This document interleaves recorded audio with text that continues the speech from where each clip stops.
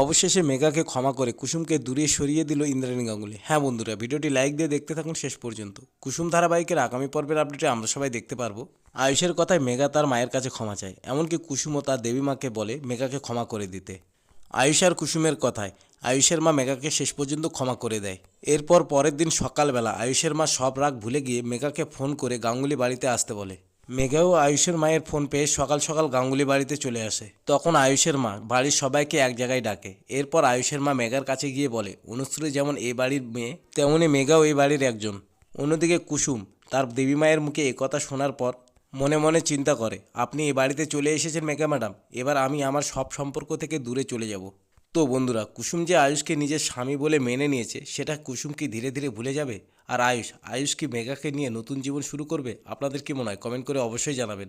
আর আমাদের আপডেট ভালো লাগলে পরবর্তী আপডেটের জন্য আমাদের চ্যানেলকে লাইক শেয়ার সাবস্ক্রাইব করে পাশে থাকবেন।